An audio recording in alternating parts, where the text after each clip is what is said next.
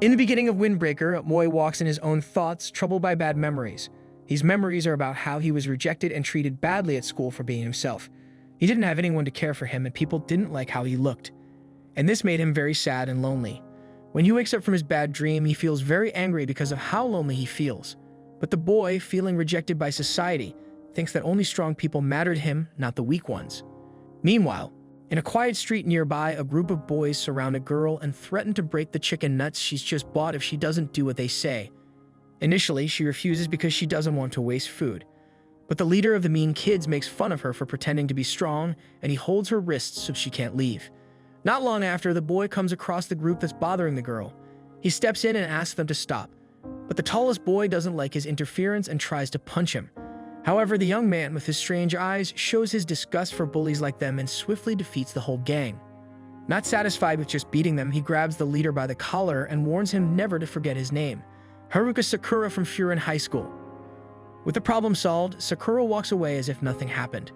But the girl he saved follows him and thanks him for his help. Strangely, Sakura takes a moment to realize she's talking to him. He then tried to clear out the misunderstanding, saying that saving her wasn't his intention. Confused, the girl asks whether he was hungry, but he refuses the offer. However, in the next scene, Sakura ends up at the diner where the girl works. And as they talk, she learns that he's from out of town. She then remarks that it's unusual for people to move to this city, because it had a reputation for constant gang fights and organized crime, making it an undesirable place to live. She then introduces herself as Tachibana Kotoa. During her conversation, Sakura wonders why she's being so friendly with him, considering he's used to being feared by others, especially after the incident where he beat up 5 guys in front of her. Seeing that Sakura was lost in thought, Konoha suggested he try the omuris. Upon tasting the dish, Sakura was immediately enlightened, but was immediately disappointed upon knowing that they don't offer home delivery. As his irritation subsided, Konoha casually brought up his appearance, asking if he wore colored contacts or dyed his hair. This makes Sakura frown, but Konoha shamelessly examined his unusual marble-like eye up close. Feeling uncomfortable, he then withdrew and challenged Konoha to a fight, as people often mocked his appearance. However, Konoha expressed admiration for Sakura's looks and recalled seeing a boy with similarly unique hair. Sakura emphasized that appearance didn't matter in a fight, which was why he joined Furin High School, where all the best fighters gathered. Konoha then explained the daily faction wars that were held in the school, regardless of occasions like Christmas or International Peace Day. But Sakura still aimed to rise to the top in this chaotic environment. She observed Sakura's dedication and his eagerness to start studying, despite classes not beginning until the next day. She also notices that he was outraged by the statement she gave about Furin High School's true nature. He persisted on challenging her to settle things outside, but their confrontation was interrupted by the friendly Mr. Yama, who thanked Konoha for the meal. Sakura, however, called out to the old man and handed over a package Mr. Yama had forgotten. Turns out, inside the package were some sweets Mr. Yama had bought for his grandson. Mr. Yama then thanked him and left. However, Sakura's past traumas made it difficult for him to comprehend why someone would be kind to a strange kid like him wearing a delinquent uniform. Konoha reflected on Sakura's experiences and determination, understanding why he chose Furin. However, she doubted his ability to reach the top and advised him to forget about it, as no one there would take him seriously anyway. She mentioned it was because he was all alone. This statement angered him even further. Sakura stated that he won't need to rely on anybody to become the top dog, but Konoha made it clear before he left that he would understand what she meant when he met the members of Furin. Meanwhile, chaos reigned on the streets as a gang wreaked havoc everywhere. The establishment owners desperately tried to call for help until Sakura appeared. He noticed that the guy from earlier had brought more friends to cause trouble, so Sakura tried to ignore the gang and cross the street. However, the leader reminded him that he hadn't forgotten the name Haruka Sakura, and the bullies joined forces to taunt him, dredging up the pain of his past rejections and denials. Faced with relentless mockery, Sakura had given up on being accepted and resolved to find value in himself. So when the gang leader threatened him, Sakura punched him in his face. Consumed by fury, Sakura lay drop-kicked the entire gang mercilessly, wondering what being at the top had to do with being alone. In his mind, there was only room for one at the top, and that was for him. As he beat up his enemies one by one, some of the remaining gang members started to run. Meanwhile, Konoha, innocent and unaware of the chaos, left the diner to see what was happening, but was taken hostage by the gang. The gangster holding her remembered one of the Furin's weaknesses were hostages, but Sakura was outraged by the man's use of a knife and swiftly took him down without hesitation. He advised the gang to fight cleanly, without the use of external tools and weapons. As the rest of the gang closed in on Sakura, he knew that protecting Kotoha amidst the chaos could turn dangerous. Yet he couldn't understand why he felt compelled to protect even when he gained nothing from it. Suddenly, one of his opponents picked up the knife from the ground and slashed Sakura's ankle, leaving him increasingly cornered by the enemies. Just as a gangster prepared to strike Sakura with a baseball bat, a Furin member intervened in the nick of time. He thanked Sakura for his assistance and urged Kotoha not to reveal her identity. He then swiftly incapacitated the attacker with his bat, and 3 more Furin members approached the commotion, urging the gang to avoid stirring up trouble in the city. The newly arrived Furin members were disappointed by the lack of numbers from the opposing gang. The enemies quickly recognized the feared fighter Haraji among them, but still felt confident in their ability to win. They pressed on, prompting Haraji to instruct Matsumoto, Kaji, and Yan to engage the enemy gang. In the midst of the brawl, Sakura found himself about to be struck by another opponent but was unable to react due to his injured ankle. Luckily, Haraji intervened, preventing the worst and advising Sakura to flee if he wasn't going to fight. Irritated, Sakura protested that the opponent was his, but Haraji made it clear that it would be impossible for him to protect everyone caught in the crossfire. As the surrounding residents gathered at windows and balconies, they cheered for the Furin members, but Sakura was utterly confused with what was happening. However, Kotoha recalled her earlier remark about the city being a haven for gangs and hooligans, which changed a few years ago due to the Furin High School. 2 years ago, the current Furin High School members placed a sign at the city entrance, warning that those who caused harm, destruction, or harbored ill intentions in the city would be met with destruction by the Furin. Initially known as Furin High School, the residents had renamed the group to honor these defenders of the city as windbreakers. In light of this, Konoha finds Sakura's perspective amusing, initially thinking of them as a bunch of violent high schoolers. However, she acknowledges that they had that reputation until 2 years ago, but now they are beloved and even necessary because the city's public safety is truly lacking. This reality check hits Sakura, who sees with his own eyes that these guys, despite fighting in the streets and having unconventional appearances, are loved by the people. At this moment, some residents approach to praise Sakura too, having witnessed how he held out for himself alone at the beginning of the brawl.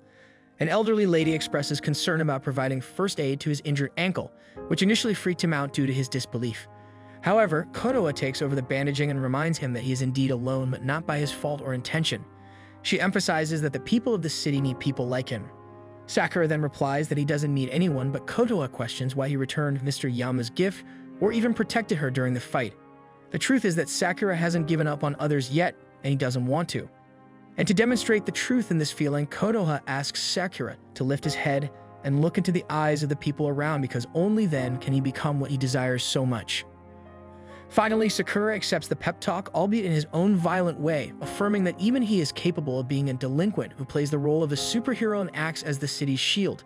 He delivers another kick to the opponent's leader, while wondering if he can finally establish some genuine connections. Sometime later, Sakura arrives at Tachibana's restaurant, fuming at having to carry old Grandma Sato on his back. He then tells her to get down, but Grandma Sato refuses, fearing that she might hurt her back. After some arguing, Grandma Sato quickly dismounts and does a superhero landing, which infuriates Sakura even more. She then thanks Sakura for his kind act, and the flustered Sakura decides to leave. However, Tachibana stops him from leaving and offers him some food, as today is his entrance ceremony. Although it's still early, she insists he must be excited to go to school. Sakura tries to deny it, but she understands, knowing there are many interesting characters at Furin. Just then, a kid named Mirei arrives, falling flat on his face.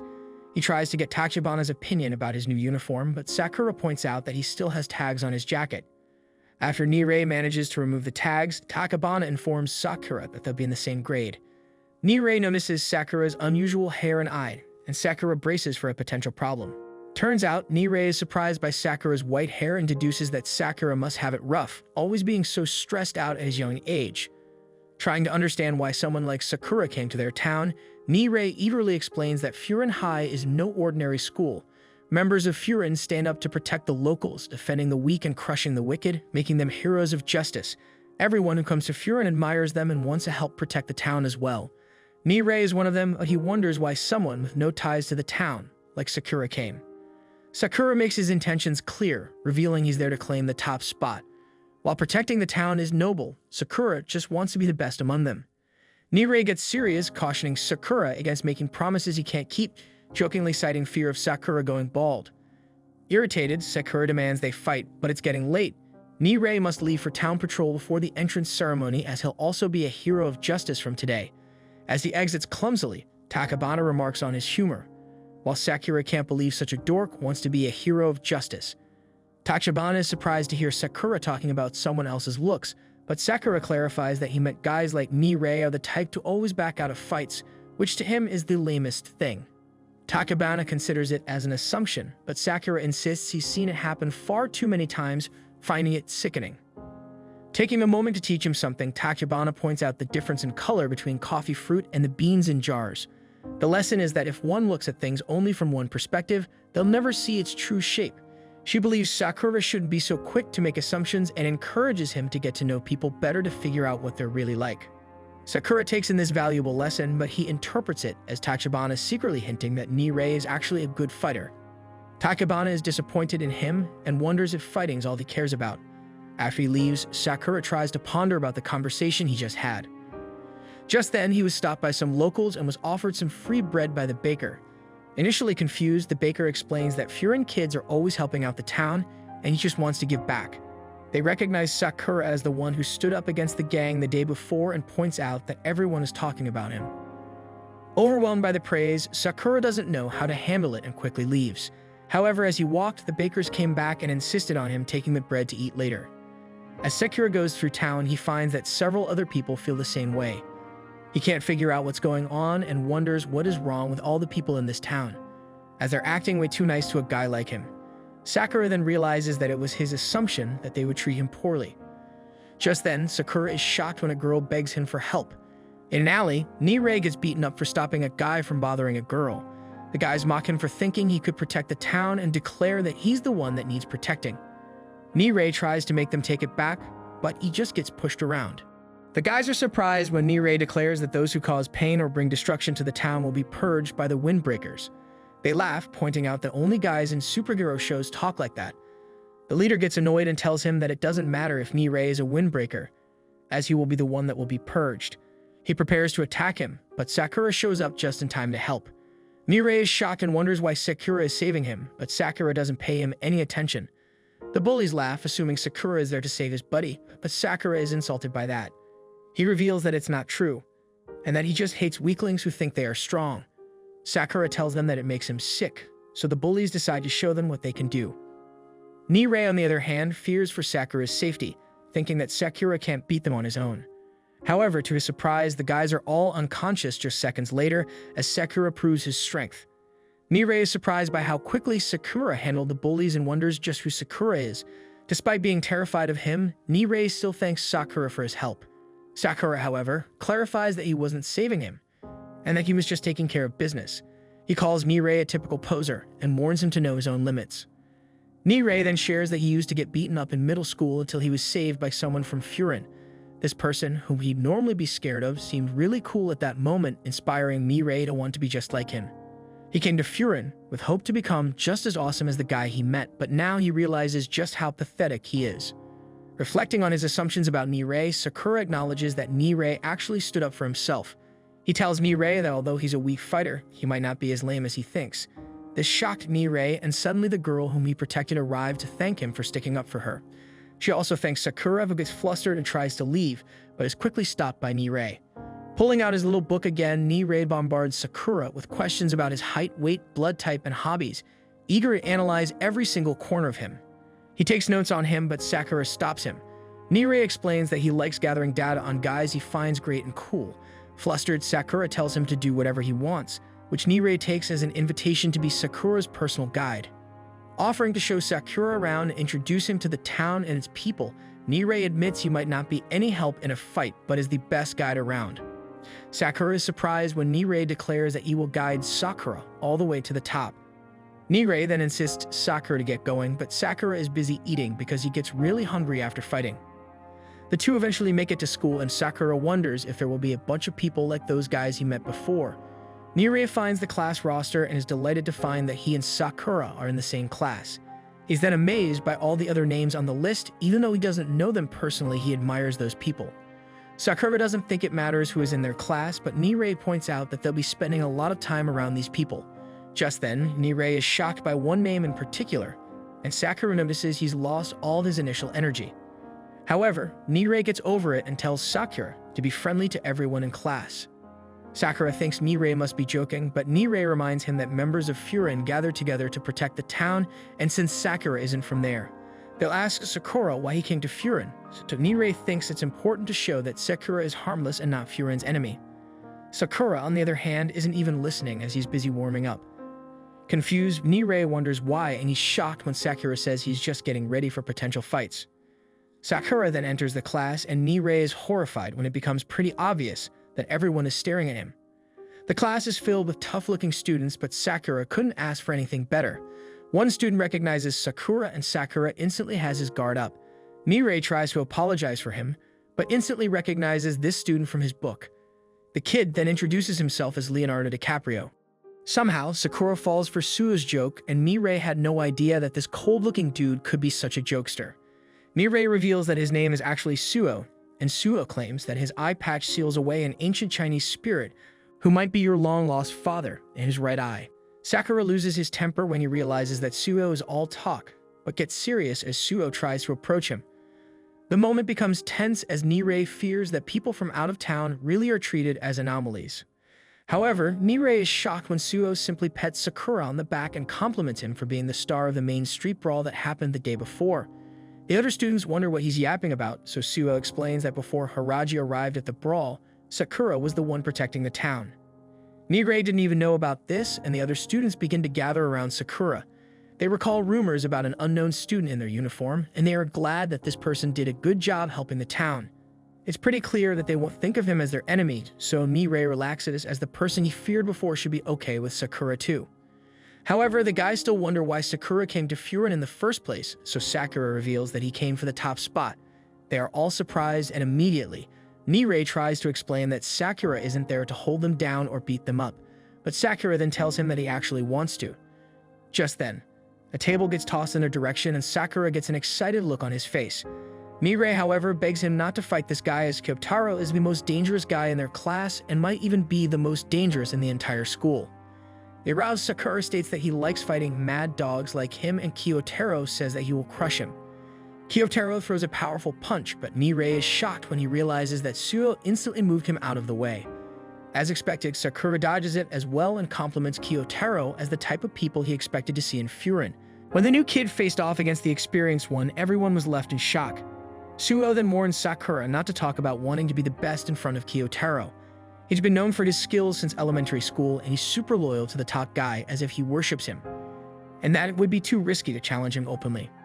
Another student then told Suo to stop them before things got bad, but Suo seemed eager for a fight. However, Kyotaro whiffed his punches, leaving himself open for Sakura's kick to the chin. Sakura made fun of Kyotaro's blind loyalty, saying he's not worth losing to. Just as things were heating up, there was a weird interruption from the room's speakers. Everyone quickly stopped to listen to the voice congratulating them for joining the school. Initially, Sakura got annoyed at the timing of the interruption, but he soon realized that the voice was from a guy named Yumemiya Hajin from Furin. Yumemiya is Furin's top member and their representative. He then welcomed everyone, but soon forgot everything he had to say. After hearing this, Sakura got excited because he finally knew who he had to beat to be the best in Furin. Yumemiya's speech was a bit all over the place as he suggested everyone enjoy being young, maybe by going to the beach or something. Yumemiya thought that it would be fun if everyone went to the beach together to eat shaved ice. Nirei asked if he heard that right, and Kyotaro questioned what was wrong with shaved ice. However, Yumemiya acknowledged that not everyone might get along well enough to share shaved ice, but he hoped at least no one would fight on the first day of school. This immediately made Kyotaro wipe the blood from his mouth so as not to disappoint the boss. Finally, the representative emphasized that the most important thing was for Furin to protect the city, along with all its people, things, and feelings. Hearing this, all the students responded enthusiastically. Yumemiya then announced the speech was over, and that it was showtime. Sakura noticed that the Furin members had a sense of unity and belonging that he had never imagined. He wondered if it was solely because the leader was very good at fighting. But at that moment, Suo appeared between Sakura and Kyotaro, reminding them that this was the perfect moment for them to make up, suggesting a handshake. Sakura was furious, thinking that the fight will have a second round, also stating that it was Kyotaro who started hitting him. Nirei pointed out that his face was very red and received a big bump on his head. Suo then mentioned that someone aiming for the top should know when not to engage in conflict, while also questioning Kyotaro about how the boss would react knowing he hit a fellow student. Kiyotaro then quickly extended his hand to his opponent and Nire begged his friend to do the same. Meanwhile, Sakura isn't good at these kinds of things, but it seemed that it must be done. Thinking that it was strange to touch someone other than in a fight, upon seeing them make up, Suo recalled the boss's words about enjoying their youth, which made the two angry. After the incident, several boys from the class hugged the newcomer and wanted to know how he managed to land a hit on Kiyotaro. While they debated about the fight, Sakura reflected that since arriving in this city, his human relationships were very different from his past interactions. This reflection silenced the young man, and when another classmate asked if he was okay, Sakura once again showed his lack of social skills, but at this moment he realized that the human body temperature was warmer than he thought. Sometime later, Takeshi called all the students to go outside, and Sakura found himself painting a graffiti-covered wall, wondering what the heck he was doing there. Flashback to 30 minutes ago, Sakura complained that he had just arrived in the classroom. However, the supervisor didn't want to hear it and told everyone there to follow him to the courtyard. Checking his stopwatch, Hiraji saw that it took people 7 minutes, 48 seconds, and 26 milliseconds to leave the room and commented that kindergarten children are usually faster than them. Sakura paid attention to that guy and remembered he was the same one who appeared in yesterday's fight when he was saving Kotoha from the cafeteria. Suddenly, Hiraji went after Sakura and threw him to the ground, reminding him that he wasn't allowed to tell anyone that Kotoha was present in that place because if the boss found out she was in danger, it would be a lot of trouble. Finally, he gave Sakura one more chance to keep his mouth shut, otherwise Hiraji would end up vomiting blood from stress. He then took out a medicine to relieve stomach pressure for these kinds of situations. Sakura quickly backed away and Nire asked what kind of guy Hiraji was. Sakura then told him that he's just a weird guy who takes stomach medicine. Nire quickly noted this information in his notebook. Sakura asked what this crazy interest was, so Nire explained that Tuma Hiraji was one of the 4 celestial kings of Furin. At the top of the hierarchy, they have Umemiya, and then below him are the 4 celestial kings. Each of them is the captain of each group from each year. For example, Sakura and Nire are in the Taman group because they are from Class 1. Hiraji then tells everyone to make groups of 4 or 5 to patrol the city. Each group needs an older student to lead them. Sakura, however, wonders why he's in a group with Kiyotaro, and Sue tells him it's because the leader wants Sakura to keep an eye on both of them. Sakura tries to argue that it wasn't a real fight, but Hiraji doesn't care and separates them again. Sakura thinks it might be easier to find troublemakers and fight them instead of patrolling. But Hiraji explains that Furin's job is to defend this city, not start random fights. Sakura finds this boring, but Hiraji thinks Sakura's obsession with fighting is more annoying. Suddenly, Hiraji sees an old lady struggling to climb stairs and tells the team to help her. Fast forward a few minutes, they can be seen painting over some graffiti, which is also part of Furin's duties. As a reward, they each get a Japanese fish cake to enjoy. They soon resume their patrol session, and Hiraji reveals that he understands Sakura's love for fighting. But after some time, he now realizes that helping the community is more fulfilling. Their patrol then leads them to a tunnel used by the metro system, where Sakura notices a neighborhood on the other side of the tunnel, marked by a drawing of a dog he finds ugly. Nire warns him to be careful because this marks the border between Furin's territory and another group's, where the other side are ruled by the Shishitoran, who believe in power above all. Suddenly, a boy in a middle school uniform appears with 3 others in orange coats. The Furin, however, can't cross into their territory. They only can hope the boy can make it through. But when the rivals try to attack him, Sakura and Kiyotaro intervene, drop kicking them. Nire thinks they're crazy for attacking first in enemy territory, but since the boy is one of theirs, Sakura and Kiyotaro argue that they're only defending themselves. As they handle the situation, another orange coat arrives, followed by Shishitoran's second-in-command, Jio Mama. He questions why Furin is there, noticing Hiraji too. However, his slow wave annoys Sakura, and when he asks about the knockout orange coat, tension starts to rise. The orange coat who woke up starts complaining to his boss about the enemies in their territory, but Joe shuts him up by hitting him on the head with a bottle and then beating him. He says only the strong can claim territory in Shishitoran, and this guy is too weak and deserves to die. Hiraji tries to intervene, reminding Joe they're on the same team, but Joe disagrees, saying the defeated guy is no longer part of their team and that Shishitoran doesn't need losers. Sue then remarks that these guys aren't very friendly and Sakura is tired of their twisted talk about power. He tries to confront Joe, calling the rival faction a nest of weaklings, raising the tension even higher. Joe asks if they've disappointed the young Furin, and the orange coats suggest killing Sakura, but Joe has another idea. He comments on Sakura's hair and tells him to stay put while he leaves, making it clear he remembers Sakura's face, or as he calls him, Reversi. After Joe left, Nire freaks out, fearing this confrontation will lead to war, and Sue regrets not interrupting sooner. On the other hand, Hiraji takes all his stomach medicine and explains that Joe cares deeply about territory and Shishitoran, so this won't be forgotten easily. He then blames himself for not acting sooner and apologizes. Hiraji leads them back to school, and upon arrival, he knows he has to report everything to Yumemiya, which immediately upsets his stomach. Sakura wonders if talking to the boss is really that bad since he's seemed friendly earlier. They then enter a rooftop decorated in a friendly manner, where the leader of the Furin is tending to his garden, proud of his eggplants and bell peppers. Suddenly, Gojo Satoru announces there will be a Furin barbecue this summer, which makes Sakura think he seems like he's from elementary school. Hiraji tries to tell Yumemiya that there's a big problem, but they're surprised when Yumemiya claims to already know. But it turns out Yumemiya was talking about not having enough plant seeds. Hiraji then tries to explain the trouble with Shishitoran, but Yumemiya focuses on planting his jalapenos instead. The guys quickly realize they're not talking about the same thing, but at least they figure out why Hiraji's stomach hurts. Sakura can't believe this guy is the boss, but Kotaro insists on respecting him. Yumemiya finally notices the other guys and proudly shows them his plants, while Hiraji is frustrated that Yumemiya isn't paying attention. Sakura then points out that all the plants look the same, which annoyed Kotaro, but Yumemiya tells him to look closer, telling him that each plant is unique. Sakura can't believe that this guy was the voice behind the announcement, confused on how his voice managed to grab everyone's attention easily. He wonders why everyone is drawn to Yumemiya. Sasaki, however, decides to speak up and explains that he chased a thief into Shishitoran territory and got in trouble, where Sakura and Kotaro helped him out. Sasaki felt bad for causing trouble and apologized. Surprisingly, Yumemiya knows Sasaki's name and thanks him for protecting the town. He tells him that he did nothing wrong and promises to handle the situation. Hiraji apologizes too, but Yumemiya tells them that he can't fix everything. Nure agrees and mentions that Sakura was the one who escalated the situation.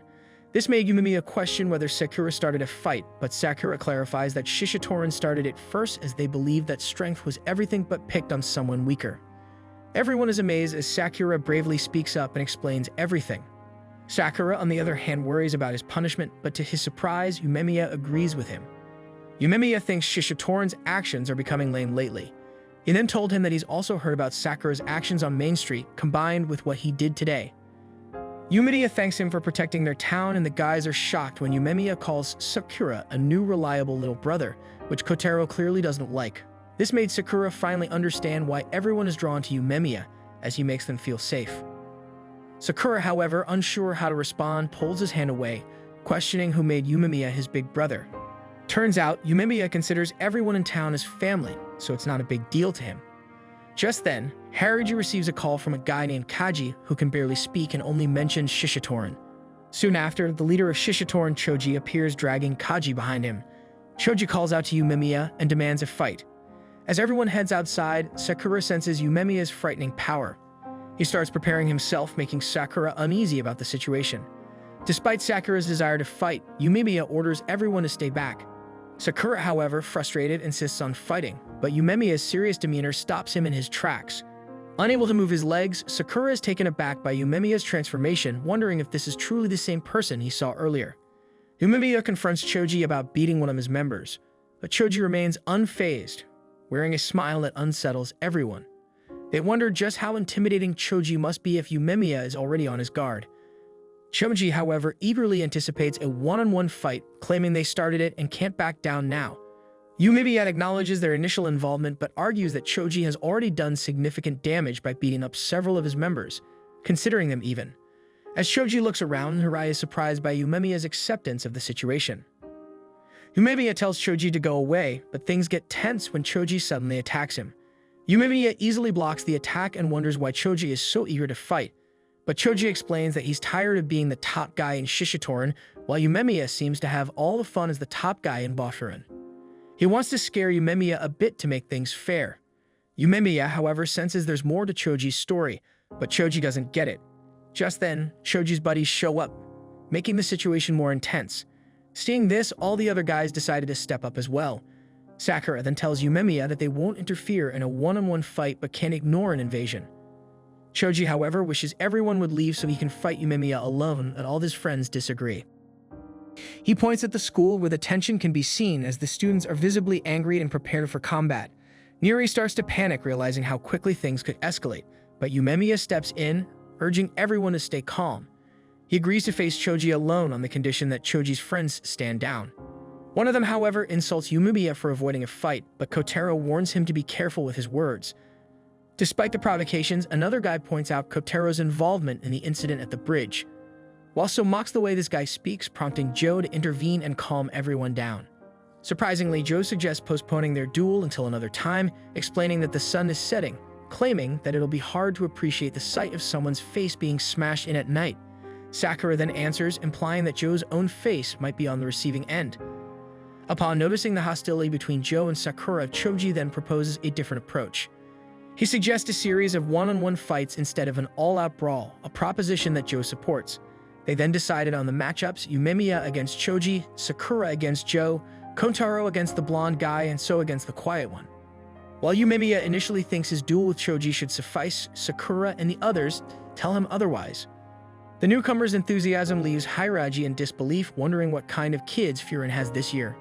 Suddenly, another Shishitoran member requests to join the fight, choosing Hiraji as his opponent, someone he knows as Sako. Hiraji, who's usually calm, is taken aback and apologizes to Yumemiya, while deciding to join the fight. With the matchup set, they agree to put their teams on the line for the battle scheduled the next day. In the cafe, Niri starts to panic, but Sakura advises him to calm down. However, Niri blames himself for the situation. Takebana urges him to eat something and relax, but Niri can't shake off his anxiety. He fears over the consequences if Yumemiya were to lose, which would mean Shishitoran taking over Furin, or worse, Furin ceasing to exist. Tachibana reminds Niri that stressing out won't change anything and reassures him that the Furin guys aren't weak. Sakura, on the other hand, wants to leave after hastily finishing his food, but is stopped by Niri, who reminds him to finish his veggies. Sakura then questions Yumemiya and Hiraji, who hasn't arrived yet. Niri then explains that they were busy diffusing the tension among those ready for a fight. Sakura then wonders why they chose to meet at this cafe, and Tachibana explains that it's somewhat of a Bofurin tradition before a fight. Just then, Yumemiya arrives and showers Tachibana with compliments, even showing her his plants. So explains that Yumemiya is quite fond of Tachibana, sparking Sakura's curiosity about their relationship. However, everyone quickly dismisses Sakura's suggestion, calling him an idiot. Yumemiya clarifies that Tachibana is actually his little sister, but Tachibana clarifies that they're not biologically related. She explained that they were raised in the same place, and Yumemiya started calling her his sibling on his own. Takebana is relieved when Sakura doesn't question it further, but Sakura is surprised to learn that she's only 16, the same age as him. He remarks on her maturity, assuming she's in her 20s, which is quickly greeted by Kotaro's hostility and Yumemiya's discomfort, causing him to change the subject. Hiraji, on the other hand, who's been quiet, explains that Yumemiya fiercely protects Tachibana and consequences would follow if she were ever in trouble. The scene then shifts to Hiraji spacing out and not finishing his food due to his thoughts on Shishitoran. Sakura wonders if things were different before, so Hiraji explains that they used to only believe in strength. They simply cared about strong fighters and had plenty of hotheads among them. However, they would never have gone after middle schoolers. However, since Choji took over, bad rumors have been spreading around. Hiraji has heard that Choji has been picking fights everywhere. Choji and Joe used to be symbols of strength who deeply cared for their team, but something has changed them, stating that they'll learn tomorrow. Yumemiya explains that fights are like conversations, punches are a language that sometimes work better than words. However, he acknowledges that this might only be true for guys like them. As the night comes to an end, Sasaki thanks everyone for saving him and hopes they win the fight. Everyone accepts his apology, but Sakura points out that he isn't fighting for his sake. Tachibana calls him a dope and tells him to say something cool like "leave it to me," which reminds Sakura of how Yumemiya said the same thing. The next day, the Bofurin guys arrive at the tunnel and enter Shishitoran territory. Sakura then reflects on how this is the first time he has ever fought for someone else. He isn't sure why, but for some reason he feels more unbeatable than ever. The episode then ends with Choji welcoming them to his territory, and Yumemiya declares that they are ready. Choji then leads the Furin guys somewhere and they follow along. Along the way, Sakura notices that the entire place is filled with bars. Niri explains that it's known for getting lively at night, but also very dangerous. Sakura then questions why Niri is there since he isn't in a one-on-one fight. Niri, however, declares that he's there because he's a member of Bofurin, and even if he can't protect others like they can, he at least wants to be able to protect himself. He wishes to learn by watching and injuring Sakura, though So can tell that Sakura was secretly flattered. Hiraji, however, gets upset with their bickering and wishes they would act a bit more mature. Nervous about the upcoming fight, Nire is reassured by Yumemiya to relax and notes the promising potential of the new students. Choji leads them further into the area and Joe formally welcomes them to Orion, the Shishitoran's secret lair. Consulting his information book, Nire explains that Orion used to be a movie theater, but is now known as Ori, meaning cage. They soon enter the theater and are greeted by cheers from Shishitoran members as it's announced that the fighters are about to enter the arena. Nire understands the nickname now because this truly feels like a cage of wild beasts. Seeing this, he then starts to worry if they'll make it back home or even if they'll make it back alive. Sakura notices Nire's worries and reminds him that he's there to study. He then instructs Nire to keep his focus forward. Choji announces that it's time to begin and Yumemiya remarks on how he's turned the whole event into a spectacle. He tells his guys that despite the grandeur, the only fight that truly matters is his one-on-one with Choji. Their wins or losses won't count, so they should feel at ease. Sakura refuses to accept this and declares that whether it counts or not, he doesn't intend to lose. The others agree and Yumemiya is pleased by how reliable they are. Choji wants his fight against Yumemiya to be first, but they won't allow the captain to start the battle. The blonde guy, Arima, volunteers to go first, noting Kyotaro's zesty stare from the beginning. Everyone agrees and they head to the stage. Sakura, however, reminds Kyotaro that they still have unfinished business, noting that if he loses to their opponents, Sakura won't waste his time to fight him again. Kyotaro, as usual, remains silent and heads to the stage. Nire tries to find Arima in his little book, finding that he's known for being a heavy hitter, capable of breaking ribs with a single punch. So, however, reassures Nire that Kyotaro is on par with Arima. However, Yumemiya surprises them by stating that they're not even in the same league. On stage, Arima is annoyed by Kyotaro's stare and uses a dirty trick to distract him by pretending that something happened to Yumemiya. Taking advantage of Kyotaro's distraction, Arima lands a punch and calls him an idiot for looking away during a fight. Sakura observes that Kyotaro is simply building up his rage and confidently predicts that he'll dominate. Kyotaro indeed unleashes his fury and overwhelms Arima and reminds him to show respect when mentioning Yumemiya's name. He knocks out Arima cold, leaving Sakura disappointed by their weakness. The Shishitoran spectators are shocked by Arima's swift defeat and wonder about the identity of this long-haired beast. This concerns the Shishitoran guys as Kyotaro only needed one punch. Choji, however, is amused by Kyotaro's toughness. The Bofferan guys notice how focused Joe is and the eager Choji who wants to fight Kyotaro next, but Joe tells him to wait his turn. Nire is stunned by their reaction. Not only do they not care about their teammate who lost, but they're also complimenting the opponent, which made him become more certain that there is something wrong with these two. Yumemiya notes that Kyotaro has always been tough, so it's no surprise he wasn't fazed by a punch to the face. Nire is still shocked, but Sakura isn't because he's fought Kyotaro before. The others are relieved to see that Sakura finally accepts Kyotaro's strength, but Sakura is too embarrassed to admit it. While they argue, Choji for more fighting instructs a couple of his guys to clear the stage, and after they grow tired of dragging Arima, they decided to simply throw him off the stage onto the ground. They mock Arima for his weakness and kick his unconscious body, which horrifies Nire. He points out how horrible they are, but he's even more horrified when Sakura tells the two guys not to talk around him. He never wants to hear them talk about being devotees of power again, as it embarrasses him to hear losers like them speak. Suwa joins in, stating that kids like them won't understand until they're defeated. The guys become furious and wonder if they're looking for a fight. However, their anger turns to terror when Choji very seriously tells them to back away since they're not their opponents. Sakura eagerly wants to fight next, but Suwa declares that it's his turn to fight the quiet kid. Suwa points out that his opponent, Kamuma, looks really stressed out, so he wants to give him some exercise. Right before going on stage, Suwa explains that he initially thought that Sakura was stupid for wanting the top spot, but he realizes he was wrong. He thought Sakura's words were empty and meaningless, but now he knows Sakura actually has a spine. He then tells him that he thinks that he is pretty awesome and promises to do his best so he can keep up to Sakura. Sakura, unsure of what to say, simply tells Suwa to hurry up and get on stage. Nire then tries to find information about Kamuma in his book, but Sakura is more interested in learning about Suwa. He then explains that Suwa was famous for being strong in middle school, a fact Sakura could easily discern just by looking at him. But unfortunately, Nire doesn't have any more information. Hairaji then mentions that he's heard of Suwa quite a bit as well, but doesn't have any specific details. Yumemiya similarly lacks information but could tell from the start that Suwa is a kind gentleman. However, on stage it becomes evident that Kamuma is furious after seeing Arima knocked out. Kamuma reveals that he and Arima have always had each other's backs. However, Sue counters that Kanuma only complains when he's a victim, behaving like an impatient child. Sue's mockery prompts Kanuma to attack, but everyone is shocked when Sue easily dodges it.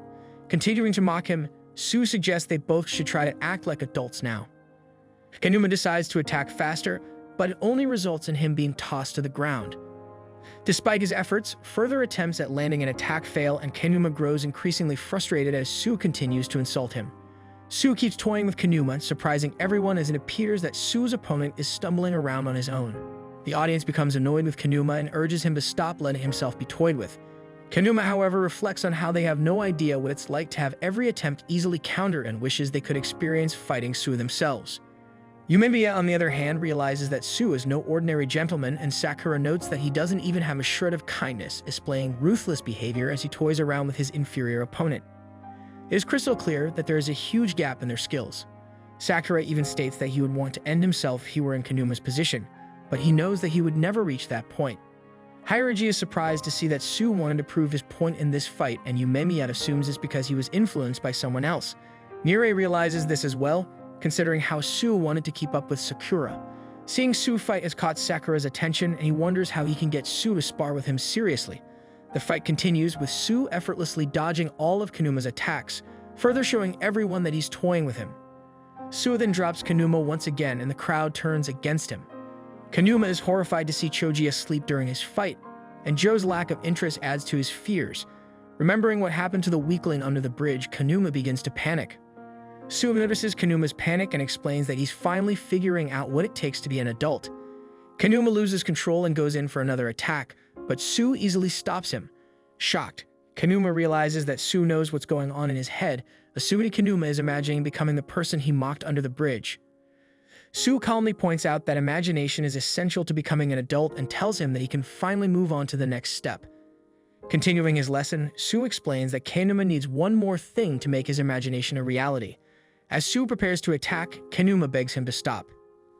Suddenly, Joe requests that the match be stopped, which confuses everyone. Joe then explains that he's humiliated them enough and states that Kanuma can't humiliate them anymore because he's no longer part of Shishitoran. This realization is Kanuma's worst nightmare, as his imagination has become reality. Sue then begins his final lesson, telling him that becoming an adult means being able to empathize, which requires imagination and experience. Sue is pleased for Kanuma, as he was able to learn something from the experience. The audience falls silent in disbelief at how thoroughly Kanuma was toyed with. None of the Shishitoran guys even recognize Suo, realizing he must be a first-year student. This revelation concerns them deeply, realizing that both Yumemiya and Suo are trouble. Suo, however, remains humble about his victory, but Niri wants to know whether he used kung fu or martial arts. Though he surprises him by admitting he doesn't even know his fighting technique, as his master just made it up. Niri diligently takes notes, and Suo apologizes for his behavior against Kanuma, stating that Sakura motivated him. Sakura doesn't care about Suo's apology and only wants to ensure Suo goes all out when they fight each other. Niri, however, is confused by Sakura's thirst to fight everyone, and Suo remarks that he wouldn't want to fight Sakura since he seems like a hassle to fight. They then argue, but Yumemiya is pleased to see everyone so lively. Despite this, Yumemiya can tell they will make a great team. Suddenly, they see Kanuma dragging Arima's body. Kanuma is so traumatized by what happened and tells Arima that it's all over. Shoji, on the other hand, wants to fight Suo, but Sakura declares that it's finally his turn. Unfortunately for him, Sako points at Hiraji, who apologizes to Sakura as he must go first. Sakura is furious and assumes that Hiraji doesn't think he can win, but he's shocked to find out that Hiraji trusts him. Flustered, he declares that he doesn't need Hiraji's trust, saying that he will win either way. Back to the fight, Hiraji doesn't usually speak much about himself, but he and Seiko seem to know each other. Koji cheers Sako on, but Joe is surprised that Sako insisted on a one-on-one with someone, as it's very unlike him. Joe wonders if something happened between the two, as he can never tell what Sako is thinking. Shoji, however, is more excited than anything, as it's not every day they get to see one of Bafurin's 4 kings fight against someone. Hiraji tries to catch up with Seko, but Seko remains silent, causing him to apologize, stating that he will win this fight. Shoji demands they stop talking and just fight, and Seko showcases his insane speed, surprising everyone. He declares that he's tired of Hiraji looking down on him and asserts that his old self is gone. They then battle it out as Hiraji barely avoids a devastating kick. Shoji cheers Sako on, while Niri is terrified at the pressure Seko is putting on Hiraji. Joe, however, is impressed by Sako's performance, explaining that Sako has been in more fights than anyone and joins Shishitorin, seemingly out of desperation. They are surprised by how much Sako is talking, as he usually only says yes or no, and sometimes one more word if they're lucky. Dodging Hiraji's attacks, Sako points out all his weaknesses, disappointed that Hiraji hasn't improved at all. Hiraji notes that Sako has become more talkative, mentioning their past, which infuriates Sako even more. He then launches another attack, shocking Hiraji with his increased speed, as he is disappointed to see that Hiraji not only hasn't improved but has even gotten weaker because he hangs out with a group of pushovers. This made Sekiro furious, not towards Sako, but towards Hiraji. He points out that they're getting mocked because of him, and that the only weak part about Hiraji should be his stomach. This prompted Nire to hold Sakura back, while Suo observes that Sakura is starting to care more about his friends than before. Yamada then calms everyone down and tells Sako that Hiraji is one of their 4 kings, the leader of the Taman group. He confidently explains that Taman has another name, but Sako doesn't understand what he's yapping about. Suddenly, everyone is shocked by Hiraji as he stands back up and declares that he hasn't been kicked like that in a while. While Sako barely dodges his powerful punch, Hiraji acknowledges that Sako is a different person now. Yamada then reveals that Taman is also known as Bishamonten, the god of war who controls the battlefield. But Hiraji is upset about being yelled at by a first year and quickly takes some medicine. The scene then shifts into the past, where some bullies once targeted Sako for his being smart. They beat him up regardless, but the young Hiraji intervened to defend him. But in the present, they're fighting more evenly. The Shishitorin guys, as well as the first years, are impressed by the spectacle of the one-on-one fight, as they had no idea Hiraji was this strong. Sakura, however, wishes that Hiraji had shown his strength from the start, but Suo believes he was also inspired by Sakura's words. Choji, on the other hand, is also surprised by Sako's fighting ability, but Joe can see that Hiraji has the upper hand. As the fight progresses, it becomes even more evident. However, Sako refuses to accept that Hiraji's current self is stronger than him, finding it nonsensical given Hiraji's comfortable life and friendly circle. Back in the past, Hiraji then helped Sako after beating up all the bullies, but Sako couldn't understand why Hiraji helped him. Hiraji then explained that he didn't like people picking on the weak. He then encourages Sako to fight back even a little to prevent further bullying. Sako, however, admired Hiraji's strength and begged him to teach him how to fight. He then explained that Hiraji was a person who never sought followers but naturally garnered everyone's respect. Sako looks up to Hiraji and wants to help him reach the top. But however, one day his world shattered when Hiraji told him to stop following him. Hiraji explained that he decided to follow someone named Yumemiya, making it clear that if Sako stayed, he would just be disappointed by him. Devastated, Sako channeled his anger into fighting until he was found by Joe and Choji, who at that time was impressed by his strength. The only thing Sako asked was whether they had strong members, which they assured him they did. Joe then explained Shishitorin's philosophy, emphasizing their devotion to power, or the stronger individuals are recognized and ascend higher. However, Sako didn't care about his speech, focusing solely on his desire to fight strong opponents, as he was determined to become stronger to defeat Hiraji and prove him wrong. In the present, Sako refuses to lose, comparing himself with Hiraji, who had formed close bonds with others. Instead, Sako devoted himself to strength. He launches an attack, but Hiraji predicts his movements, further fueling Sako's anger as he confronts Hiraji's decision to follow under Yumemiya. He asserts that he could never lose to someone who made such a choice. Hiraji then stops Sako's punch, apologizing for not meeting Sako's expectations before delivering a powerful blow to him. This made him emotional, as he realized that Hiraji's failure to meet his expectations wasn't the issue. Deep down, he didn't believe there was anything Hiraji needed to apologize for. But despite knowing that Hiraji was only looking out for him, Sako's pain stemmed from Hiraji telling him to stop following him. Sako didn't mind if Hiraji chose to support someone else. He simply wanted Hiraji to encourage him to keep following him. Then Hiraji's final punch brings an end to the battle, concluding the end of their conflict. As Sako collapses, another glimpse into the past reveals a time when he vowed to follow Hiraji forever, confident that Hiraji would ascend to the top spot. However, the Shishitorin guys are stunned by Sako's defeat, realizing that he lost to one of Bofurin's 4 kings. Meanwhile, the Bofurin members beam with pride for their comrade. Choji quickly expresses his desire to fight Hiraji, but Joe intervenes, instructing someone to remove Sako from the stage. But before anyone could do anything, Hiraji took matters into his own hands. Joe questions the need for such gentleness in handling Sako, but Hiraji stops him from grabbing Sako. Hiraji insists that he should wait until after his one-on-one to address Sako's situation, as even his own outcome remains uncertain. Joe's angered by Hiraji's approach, causing Hiraji to explain that their current methods won't lead to strength. The first-year Boffurin members then commend Hiraji for his performance, impressing Yumemiya, who specifically praises Hiraji's roundhouse kick. Hiraji expects Yumemiya to ask about his past, but he's surprised when Yumemiya didn't even ask and mentions that he's only willing to listen when Hiraji is ready to share. As Joe drifts into his memories, Choji brings him back to the present, reminding him it's his turn to fight. Sakura prepares himself amidst the cheers, declaring he's ready. Yumemiya then offers Sakura words of encouragement, while others express their support in their own ways. As Sakura reflects on the fight, seeing it as a conversation, he realizes the significance of his promise to the kid. Eager to finish the fight quickly, Sakura finds himself tackled by Joe right at the start. He narrowly avoids a devastating punch, causing the crowd's excitement to surge even more. Shaken by the sudden turn of events, Sakura regains his composure. Hiraji acknowledges Sakura's prowess in recent days but notes Joe's status in keeping the aggressive Shishitoran guys in check, hinting at his immense strength. Despite Sakura's observation about Joe's slow speed, Joe considers his pace moderate, intending to maintain it until Sakura catches up. As the battle continues, spectators marvel at Joe's remarkable speed. But Niri wonders whether Sakura can keep up, while Yumemiya emphasizes Joe and Choji's exceptional status among the Shishitoran guys. He assures Sakura can sense the gap between Joe's skill level and his own. But to their surprise, Sakura manages to land an attack, impressing Joe. However, he realizes he still has much ground to cover to match Joe's speed. As Sakura drops Joe and nearly crushes his skull, he recalls Sakura calling him lame in the tunnel, which greatly irritates him.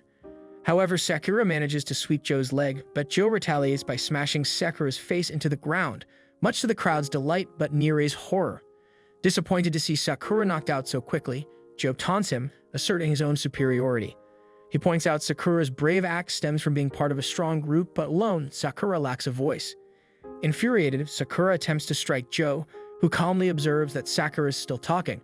However, Sakura breaks free and continues attacking, determined not to lose to someone he despises. Taking the lead in the fight, Sakura's sudden change shocks the crowd into silence, even surprising Nire.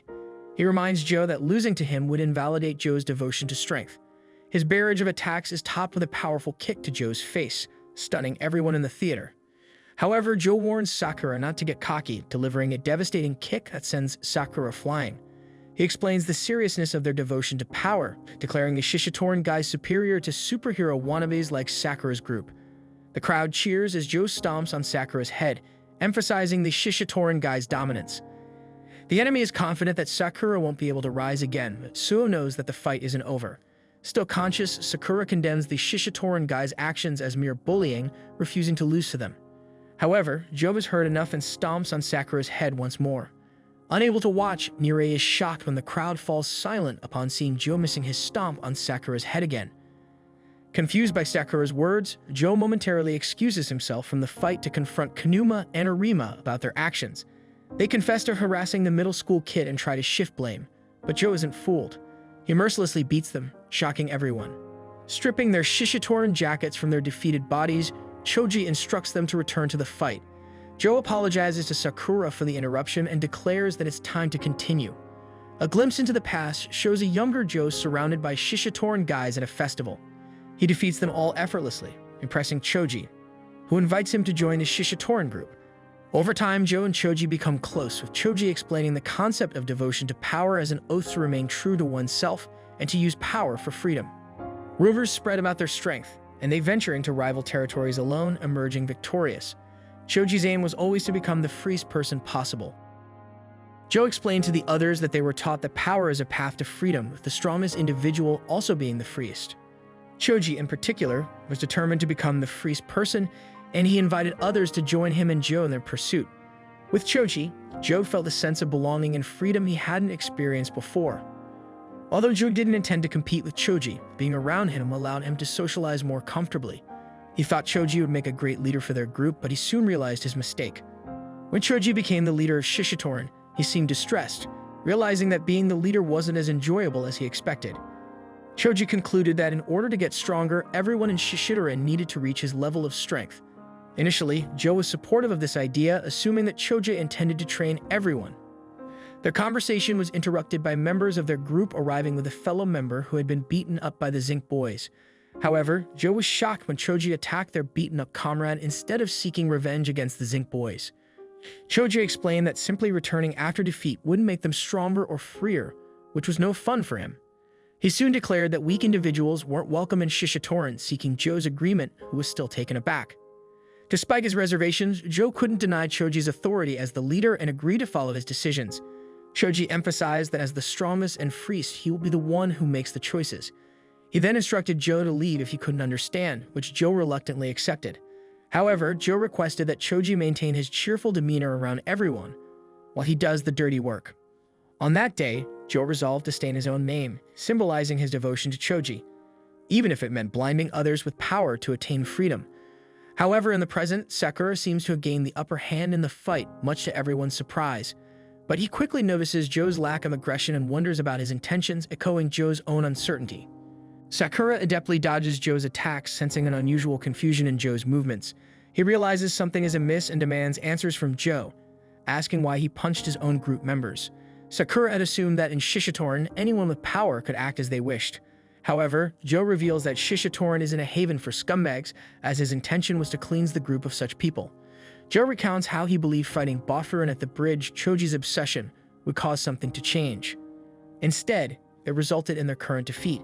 Joe acknowledges that there's no turning back for him because he committed to this misguided path on a rainy day long ago. When Sakura questions his true intentions, Joe surprisingly admits he wants to go to the mountains. However, Sakura dismisses this, pointing out that Joe's actions align with the scumbags he's trying to expel and labels him as lame for his hypocrisy. Sakura's goal is to make Joe realize his own flaws through defeat. He believes that by winning, he can force Joe to confront his own shortcomings and transform into someone admirable, someone Sakura would genuinely want to fight. Joe finds Sakura's reasoning selfish, but Sakura asserts that pushing one's will through a fight is the essence of their battle. This, however, triggers a memory in Joe of the time Choji told him he could leave Shishitoran if he disagreed with his vision. That time, Joe decided to stay, taking on all the dirty work so Choji could keep smiling and remain the beloved leader. Back in the present, Sakura declares that no matter how strong his opponent or what the past holds, he will never look away or compromise who he is. This resonated with Joe's internal conflict and past decisions, which drove the intensity of their battle. As Sakura's punch lands, Joe starts laughing, recognizing Sakura's talent for pushing people's buttons. Joe then punches back, but Sakura feels a sense of satisfaction, realizing that Joe is finally taking the fight seriously. In a gesture of commitment, Joe removes his sandals, insisting that Sakura call him by his real name as they prepare for the real fight. The two fighters now engage with full intensity, each landing multiple attacks. The crowd, initially silent with shock, watches as the battle becomes increasingly brutal. However, what truly terrifies and fascinates the audience is that both Sakura and Joe are laughing despite the violence of their fight. The ferocity of their attacks is matched by their mutual enjoyment, a rare moment born from pure combat. Suo watches in awe, having underestimated Sakura's fighting skills, while Nire, feeling emotional, tears up as the fight moves him in a profound way. Hairaji and Yumemiya are also impressed by Sakura's unexpected strength and determination, while Choji remains silent. During the fight, Sakura is filled with confusion as he wonders why he feels at ease fighting someone he considers a scumbag. The comfort of being called by his name during a fight was new to him. Joe, however, also deep in thought, notices that Sakura is having a good time, his movements improving with each second. But despite his irritation, Joe cannot help but enjoy the fight himself. As they land a kick on each other, Nire watches in horror as Joe and Sakura collapse, but the two fighters continue laughing. Joe, experiencing an unexpectedly enjoyable fight, shares a mutual sense of fulfillment with Sakura. But despite their fun, they decide it's time to end the fight. They charge at each other one last time, preparing their most powerful punches. In that moment, Joe reflects on Sakura's resolve to stay true to himself, realizing he should have stood up to Choji's misguided vision instead of averting his eyes. Seeing the potential in Sakura, who fearlessly asserts his will, Joe decides not to follow through with his punch. Instead, he silently thanks Sakura for helping him understand his own failings. Allowing Sakura's punch to land and Joe, unable to move, concedes defeat. The audience is stunned, having never heard Joe, the fearless fighter, admit defeat. Even the Bofurin guys are speechless. Sakura, however, is furious and demands to know why Joe gave up on purpose, feeling cheated by the outcome. But before Joe can respond, Choji excitedly declares his desire to fight Sakura someday, but for now he's ready to face Yumemiya. Joe, having realized the error in their approach, urges Choji to call off the fight. But Choji, too focused on his upcoming battle with Yumemiya, Joe still insists, but Choji quickly silences him with a sudden attack, telling him to shut up and accept his loss. This enrages Sakura, who attempts to punch him, but suddenly, Yumemiya appears out of nowhere to stop him. He then calmly tells Sakura that it's time to swap spots, acknowledging Sakura's morals by defending Joe. Despite his anger, Sakura backs down as Yumemiya points out that Sakura's defense of Joe proves they had a meaningful conversation through their fight. Yumemiya then turns to Joe and asks if he can leave the rest to him. Joe, surprised but trusting, agrees and leaves the stage with Sakura following. Sakura, in his typical angry attitude, warns Yumemiya that he'll beat him up if he loses to Choji. As he walks off the stage, Sakura struggles to understand why Joe's attack makes him so angry. He recalls how Yumemiya praised his conversation through the fight, but he still can't grasp the meaning since he didn't hear any words from Joe's fists. Niri catches Sakura as he almost falls, and the others welcome him back. Hayaraji, sensing Sakura's dissatisfaction with the fight's ending, explains that Joe was trying to set things right in his own way. He then compliments Sakura on his performance, but Sakura, as usual, doesn't know how to take a compliment.